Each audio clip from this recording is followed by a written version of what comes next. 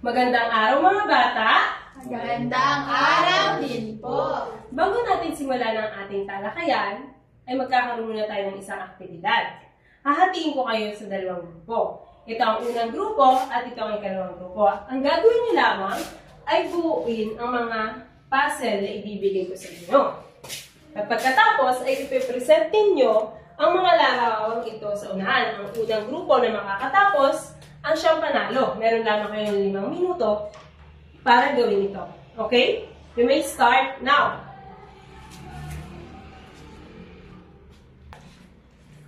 Tapos na ba mga bata? Hindi pa po! Ma'am, kami tapos na po. Okay, dahil nauna ang group 1, sila muna ang una magpe-present ng kanilang nabuo. Yes, Jana? Ang aming unang nabuo ay nagpagdidilig. Okay, kasunod? Kasunod ay nagtatanim. Okay, very good. Tapos nagtatanim din. Okay, palakpakan natin ang group 1. Okay, ang group 2, tapos na ba? Opo. Okay, patingin nga ng inyong nabuo. Ito po, nagdidilig ng halamang na tubo. Okay. Ito po, nagtatanim pa lang. Okay, very good. Palakpakan din natin ang group 2. Okay, base sa inyong ginawang aktibidad, sa palagay nyo, ano kaya ang tatalakayin natin ngayong araw? Yes, Karin? Pagtatanim po. Okay, very good. Ang tatalakayin natin ay tungkol sa pagtatanim. Okay. Meron tayong tinatawag na mga pamamaraan ng pagtatanim. Ang tatalakayin nating pamamaraan ng pagtatanim ay ang tinatawag na tuwirang pagtatanim.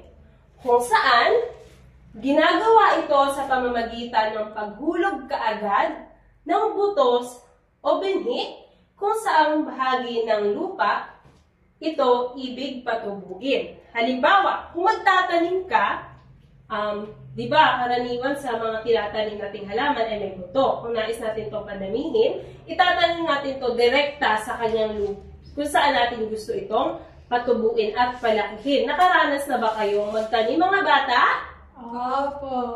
Okay, ano nga kaya ang mga naitanim nyo? Ay about ang inyong mga magulang. Nagtatanim ba sila? Opo. Ano ang mga tinatanim nila? Talong. Okay, ano pa?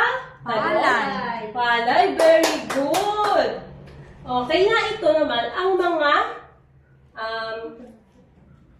pamamaraan o step sa pagtatanim ng halaman. Sa tuwirang pagtatanim. Ang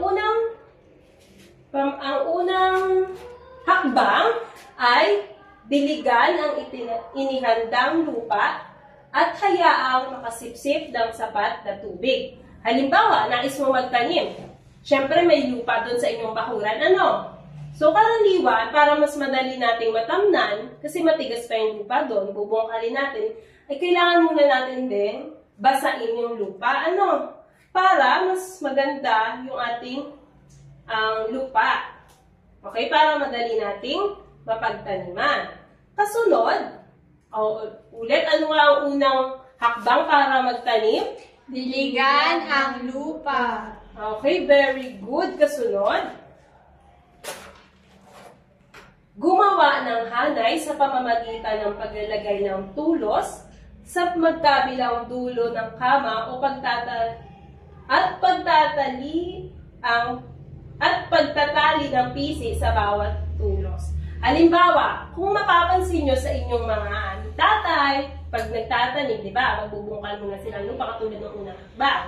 Dito, pag nakapagawa na sila ng taniman o yung kamang nating tinatawag, para maging pantay-pantay yung hanay ng mga halamang itatanim, gumagawa sila ng tulos o yung patusok na kahoy. Ano? Tapos nilalagyan nila ito ng tali. Tapos ilalagay nila sa tigkabilang dulo para maging pantay yung pagtataniman. Naunawaan ba mga bata? Opo. Mahusay. Kasunod, ang ikatlong hakbang. Okay. Sa pamamagitan ng patpat, gumawa ng butas na may sapat na layo. Dagdagan ang distansya kung ang dahon ng halamang itatanim ay mabukadkad. Halimbawa, yung sa step 2 natin, nakapagawa na tayo ng taniman at meron na ding hanay kung saan natin ito itatanim para pantay-pantay. Ang kasunod daw na hakbang ay kailangan nating kumuha ng patpat kung saan yun ang gagamitin natin pang butas. Kung saan doon natin ilalagay yung mga butong ating itatanim. Okay na? Nakita na ba kayo na nagtatanim? Opo. Okay, ano ang ginagawa nila para mailagay ang buto? Butas. Okay, very good, Jana. Ito ay binubutasan. Sabi, kung ang lupa ay tuyo at mabuhaghag o mabuhangin, ang paglalagay ng buto, ang pagtatanim ng buto ay kailangan ay malalim. At kung basa naman ito at dasik, kailangan daw na ang pagtatanim naman ng buto ay mababaw lamang. Okay, kasunod na hakbang ay hugutin at analisin ang tulos at piecing ginamit, tapos dito pala natin ihuhulog ang 2 o 3 buto sa butas. Okay, pagkatapos tatakpan natin na yung lupa at bahagyang pipiin ang kamay. So, kanina sa step 3, doon pala ay magbubutas pa lamang. Okay? Tapos sa 4, doon na natin ilalagay yung buto pag nabutasan na natin or meron na tayong pagtataniman ng buto. Kasunod, sa ikalimang hakbang, okay, pagkatapos nating mailagay na ang buto, okay, sabi dito, diligan ang kamang taniman. Gawin ito ng buong ingat upang mapangalagaan ang butong tanim. So, kung pagkatapos nating maglagay ng mga buto, ano mga bata? So, dapat daw, didiligan natin ito ng buong ingat. So, hindi natin pwedeng damihan pagkarami-rami ng tubig kasi baka umagos naman yung mga buto. So, wala na din dun sa hanay. Naunawaan ba? Opo. Okay, ilan nga muli ang hakbang ng pagtatanim? 5 po. Okay, very good. 5. So, sa inyong paligid, nakapagmasid na ba kayo or sa mga magulang ninyo? Ano kaya yung mga halamang itinatanim nila sa pamamagitan ng buto na direkta sa lupa? Doon na nila mismo patutubuin. Meron ba kayo naisip? Kalabasa po. Kalabasa. Very good, Jalil. How about you, Daniel? Tabako po. Tabako. Okay, may tabako pala sa inyo. Okay, very good. So, ang pagtatanim ng mais, okay, si teacher kasi nakaranas magtanim ng mais. So, doon, direkta na namin tinatanim para dire-diretso na yung hanay, no? Doon na namin mismo patutubuin. Mais, mani, at marami pang iba. Okay? Ngayon, kung talagang inyong naunawaan, may katanungan ulit si teacher. Ano nga? Tungkol saan nga ang ating tinalakay? Taas ang kamay? Yes, Karil? Tuwirang pagtatanim po. Okay, very good. Tungkol saan ang tuwirang pagtatanim? Mecca? Okay. Sinong nais tumulong kay Mecca? Yes, Jana?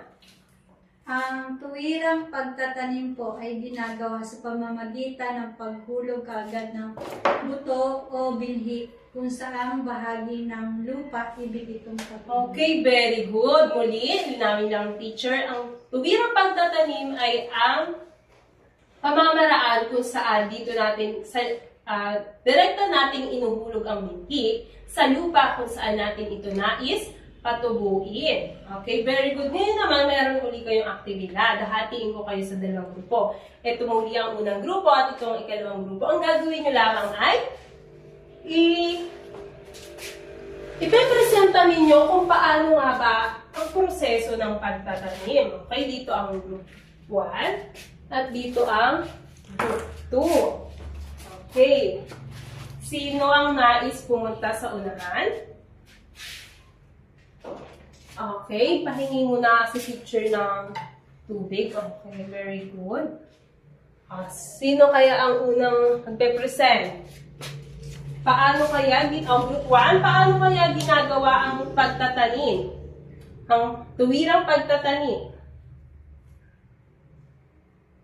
Okay, group 1, sino ang nais magpresenta sa unahan? Ma'am! Okay, Mecca, punta ka dito. Okay, ano kaya ang unang hakbang?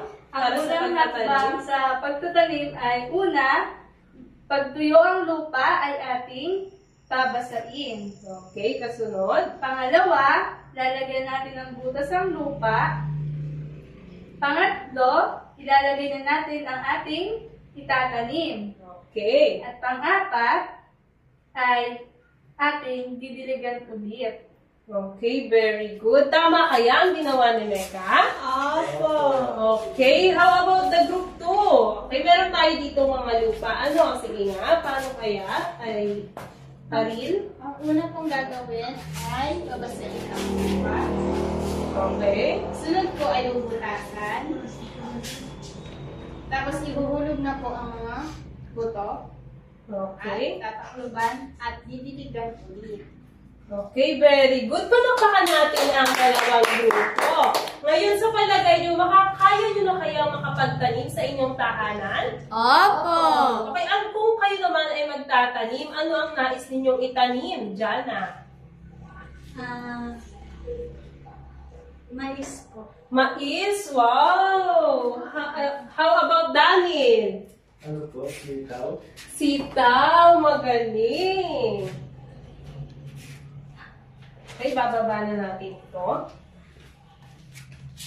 Muli, sino kaya ang makakapag-isa-isa ng mga hakbang sa pagtatanim? Yes, Karil?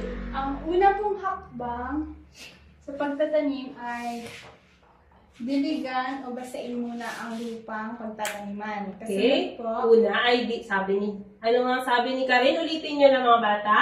Basain muna ang lupa. Okay. Kasunod, ano ang pangalawa? bubutasan po ang lupang papagtaniman. Okay, yun ba yun? Sa pangalawa ay kailangan muna natin maglagay ng patpat sa tigkabilang gilid at tatalian upang maging pantay ang mga halay ng ating itatanim. Muli, ano ngayon ang pangalawang hakbang? Maglalagay ng patpat sa pagkabilang dulo para maging pantay ang hanay ng pagtataniman. Okay, very good. Ay, yung pangatlo? Bubutasan na po yung lupang pagtataniman. Okay, bubutasan na yung lupang pagtataniman at ang pang-apat. Ilalagay na po ang pananim. At ang panghuli. Didiligan ang tanim. Okay, kung talagang maunawaan nyo, mayroon pa akong ipapasagutan sa inyo. Ano? Paninga ng tape dyan.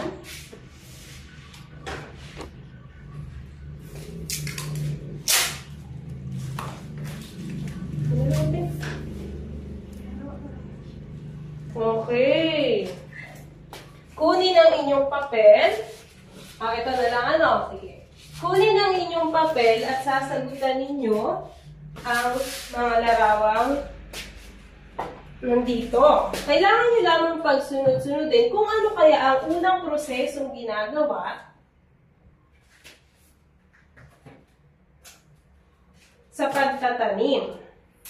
Nakuha nyo na ba ang inyong mga papel at lapis? Opo!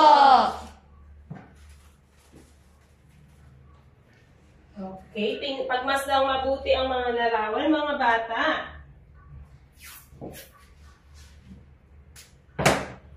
Okay, meron lamang kayong 5 minuto upang magsagot. Ano kaya ang unang pamamaraan ng pagtatanim? Tapos na kayo? Opo! Okay, sa palagay nyo, dyan yung unang hakbang sa pagtatanim. Okay, yes, Karil, punta ka dito sa una. Anong kaya yon? At ihalin natin dito ng sunod-sunod. Okay, very good. Yan ang unang hakbang kung saan? Anong unang ginagawa nga? Dinidiligan po ang lupang pagtataniman. Okay, very good. Anong kaya ang kasunod? Yes, Mecca? Alin ang kasunod? Okay, ano kaya ang kasunod? Yan, very good. Kung saan naglalagay na tayo ng tulo sa tigkabilang dulo at tinatalian ito upang maging pantay ang mga tanim. Ay ano naman kaya ang pangatlo, Jana?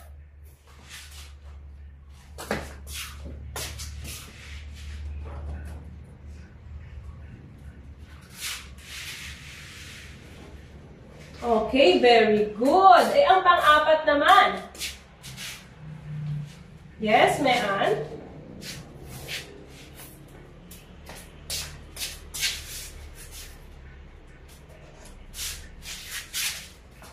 Okay. How about you, Daniel? Ano naman kaya ang nahuli? Okay, meron tayong natira. Pakidikit na lang. Okay, very good mga bata. Pagkatapos natin mabutasan ng lupa, ay lalagyan natin ito ng muto at idiligang muli. Okay? Dahil dyan palapakan ninyo ang inyong nawaan nyo ang ating aralin. Para sa inyo naman takdang aralin, okay, tandaan, isulat sa papel ang ididikta ni teacher. Okay, para sa inyong takdang aralin, ay kailangan nyong gumuhit o kumuha ng larawan ng halaman sa inyong bakuran. At tutukuyin ninyo ang iba't ibang parte ng halamang iyon. Naunawaan ba? Opo. Okay, ngayon iligpit na ang inyong mga gamit at ayusin ang inyong upuan. Maaari na kayong magsiuwi. Maraming salamat. Hanggang sa muli.